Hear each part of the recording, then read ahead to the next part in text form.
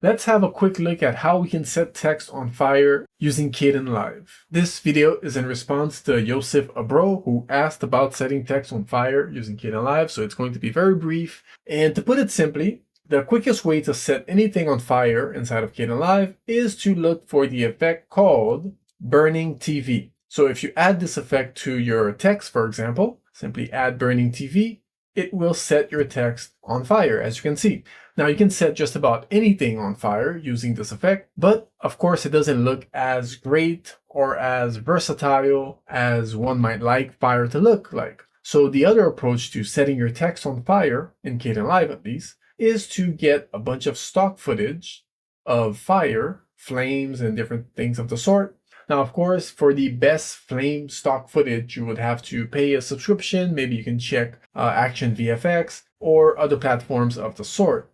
But essentially, you would take all of these flames, you would crop them, add rotoscoping, use the Luma mask to adjust how they look, so on and so forth. You might even bring them into a different sequence, chop them up, play with the levels, whatever works for the flames that you have, and then bring them in, use a composition strip most likely. So you would use the Composite and Transform and set the compositing to screen, at least that's how I go about it, and set the composition track to V2 in my case, which is the text.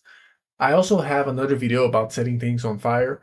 It's a VFX video. I'll put the link down in the description. And this goes a bit deeper on setting flames inside of a scene, but it's about the same principle with the text over here. So I use different flames, I put it on the text, and this is how I was able to set this text on fire with the combination of the Burning TV just to have a little bit of extra flame in there. And of course, there's the sound design in the end, which is simply a fire sound, so crackling fire and such, that I placed at the bottom here. You can do this with a full body of text as well. I'll go ahead and insert a track. I will duplicate this, double click. Let's change this to fire update title clip, bring this in, drag and drop the Burning TV. Oh, let's hide everything else. And you can see we've set the fire text on fire. You can play with the parameters. The movement threshold mostly has to do with the actual movement of the object. So if I were to add a transform effect to it, and I said that this was meant to move, so add a keyframe and just move it as such. Playback. You see how if I lower the movement threshold, let's go back again.